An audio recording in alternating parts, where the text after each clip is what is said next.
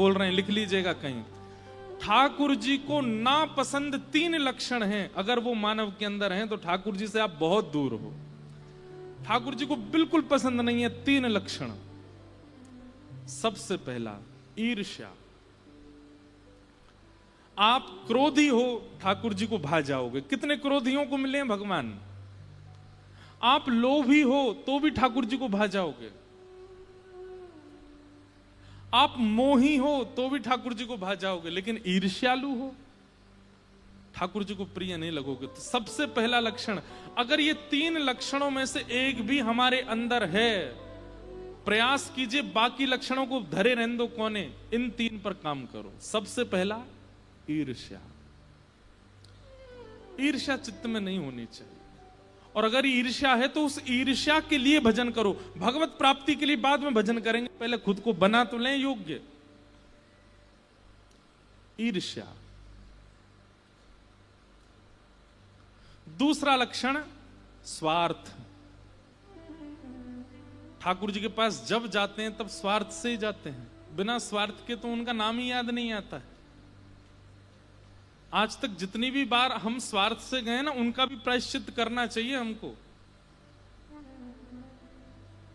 अब हम कहां तक कहें, देखो व्यक्तिगत आप हमसे मिलोगे तो हम यही कहेंगे, भैया आप कहोगे हमारे घर में कोई बीमार है, हम कहेंगे ठाकुर जी से प्रार्थना करो सब मंगल होगा। लेकिन मंच से कह सकते हैं। कितने ऐसे महापुरुष हुए हैं हमारे भारत में, उनके परिवार में ऐसा कोई असाध्य रोग हो गया तब भी ठाकुर जी से नहीं कहा। एक द्वारिका के भक्त थे, नाम मुझे याद नहीं आ रहा। सुदामा जी जैसी स्थिति थी उनकी, भोजन के लिए उनके पास में घर में अन्न नहीं था। पत्नी बोली, द्वारिकाधीश से प्रार्थना करते हैं ना कि हमें अन्न प्रदान करें। तो वो अपनी पत्नी को उपदेश देते हुए क्या बोले, बोले देवी एक बात बताओ, जिसने हमको जीवन भर दिया हो, कभी कभी ऐसा मन में भाव आता ना कि ये पहले ही इतना दे चुके हैं इनको, और हम मांग करके क्यों अपना स्वरूप बिगाड़ें। उन पत्नी बोली, क्या दिया ठाकुर जी ने हमको, कुछ भी तो नहीं।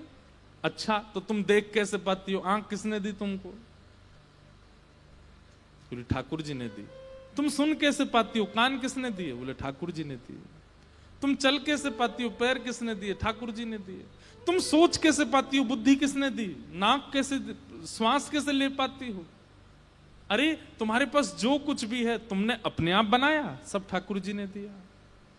जब सब कुछ ठाकुर जी ने दिया, जीवन पूरा ठाकुर जी ने दिया, हर दिन हम जीवित हैं, मतलब एक एक दिन हमको ठाकुर जी ने दिया, तो हम फिर ये अन्न के लिए भी उनको क्यों भजें।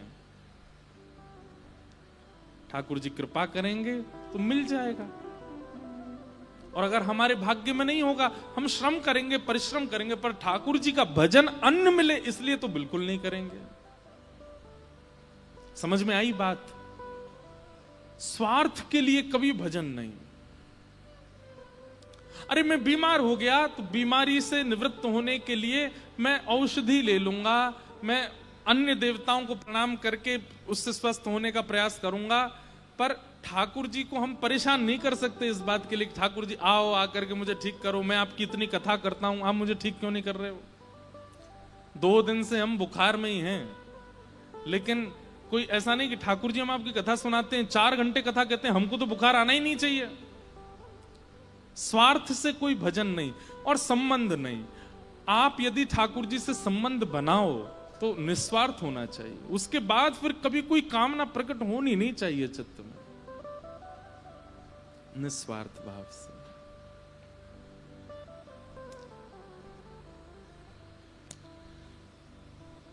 लक्षण बता रहे थे, 2 ही बताए, तीसरा रह गया।